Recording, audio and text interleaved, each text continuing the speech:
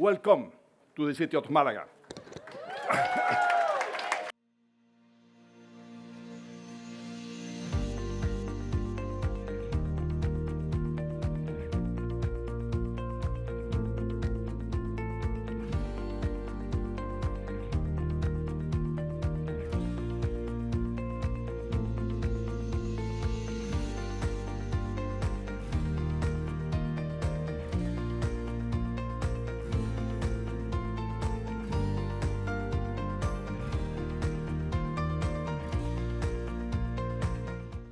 We see a lot of things happening in the world with Brexit, Trump, all kinds of things happening. And a lot of it, if you look down to it, is the root cause is this idea around the future of work. That you all will find the right framework for debate, reflection, and intelligent proposal that we will follow with much interest. If you think that education is expensive, try ignorance. At a time of supreme economic and social disruption, how do we create productive, fulfilling work for marginalized young men and women all over the world to give them a stake in the future of their societies? And what does it take to shape this future of work, to take all the chances ahead of us and provide for those who won't be able to easily adapt? The technology revolution will produce a new wave of dramatic increases on productivity, but also will release a lot of value and opportunities of growth.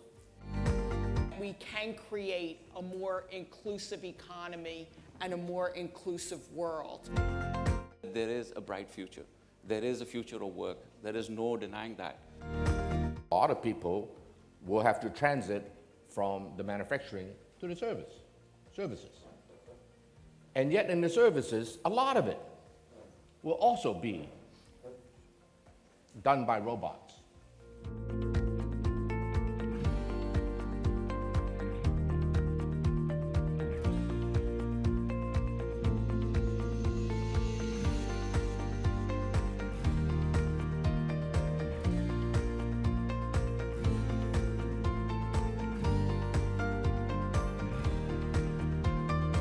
The market is globalization, but not your grandfather's globalization.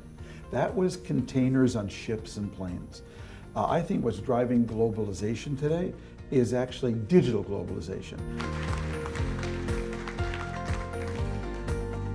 There is significant evidence that we are living in a hyper-connected world.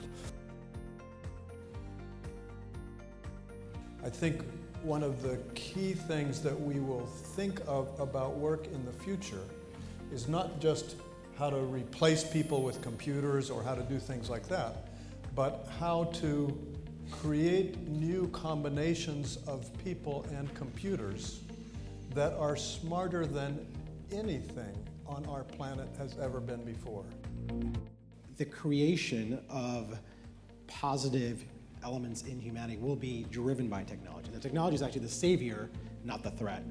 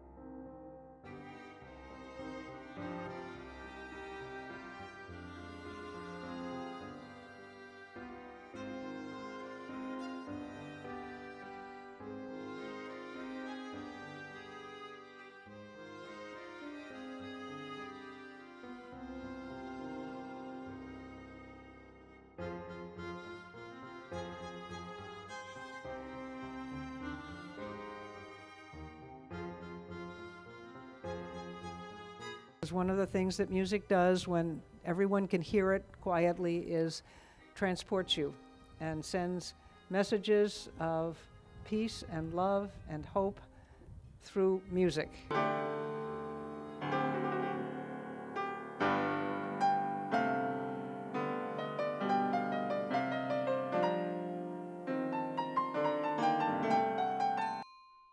As humans, we have two choices to make.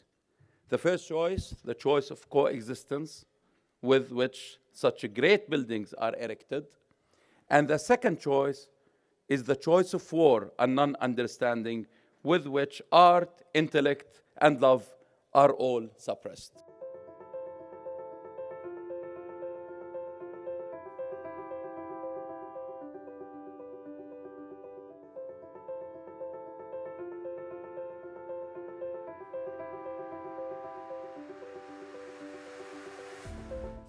We are facing a world where the civilization is changing, and that it is affecting everything. So in 2015, the number of international migrants worldwide, people residing in a country other than their own, had reached 244 million people. Technology is changing how the work gets done faster than people are able to reskill and upskill. I think the bigger disruptor today is data. It is becoming the new oil, and I think why I bring that up is a lot of new wars in the world, whatever they call them, will be fought over data. The big issue around youth unemployment, I think it comes down to one singular thing, which is skills. And what's the root cause of the skills issue we have in our hands? It's education. We have to build a new workforce, a workforce that we can have add-on skills. There is a new emergence, there's a new very important technology trend, which is digitalizing everything, digitalizing things, the Internet of Things. Now, more than any other time, is our opportunity to leverage the technology, to create new business models.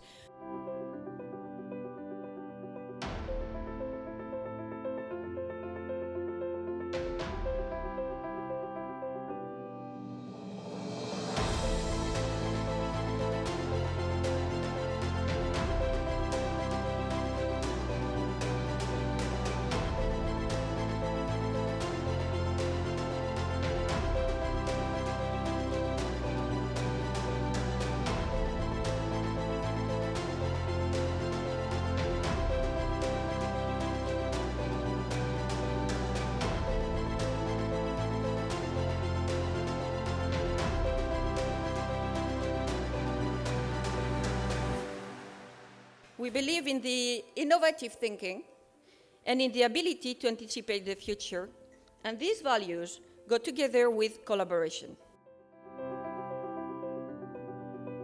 We're talking about fundamental changes in economics, politics, and maybe even views of reality. The true fundamental forces of nature are compassion, competency, and youth. We are not only adding brilliant and talented people to the network, but we are also increasing the diversity, this diversity in which we leverage to make the most of Eisenhower's experience. Millennials around the region are using notions of their personal rights, their freedom and enterprise to challenge the dictatorship and the poverty and stagnation. And I think the kind of jobs in the future are, there's two distinctions. The first is that jobs are no longer jobs for life, but they're jobs for a few years. We all have to work together more. We all have to be more passionate about what we do, take more risk, and that's being a millennial. I feel like in my country at least, there's a lot of, this is probably like the first generation that's gonna get like full education.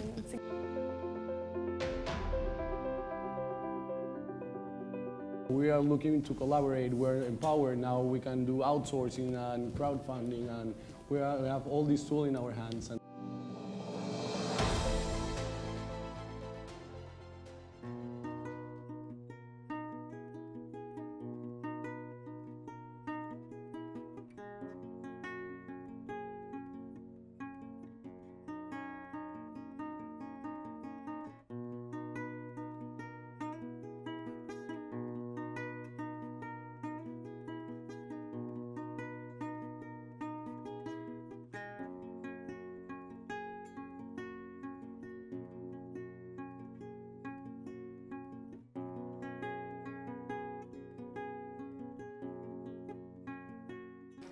The city of Malaga and myself, we have a new special important friend, opinions maker.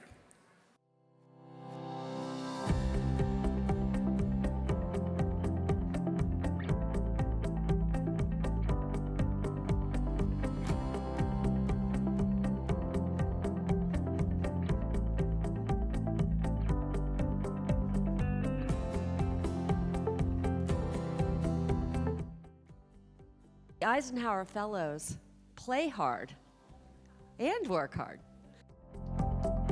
What we want to provide is the affordable solution and then scale up the quality education.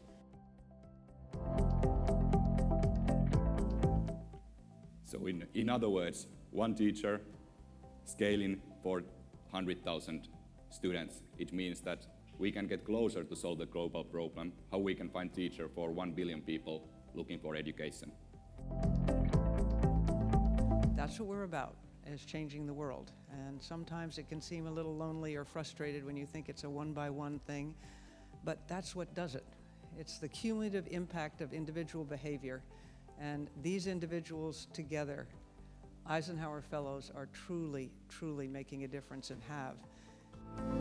Change in the world is increasingly frantic, almost violent. Single variable that can explain why some countries like US, Japan produces 5 times more innovation than the average. It's because they have 5 times more scientists per inhabitants. Finally, to all of you, our fellows, our guests, and our new youth leaders, thank you for traveling from so far away to be here with us for this exhilarating event. You, our fellows, are the reason we exist. You are the beating heart of this organization that we all cherish. Mil gracias, 1,000 thanks.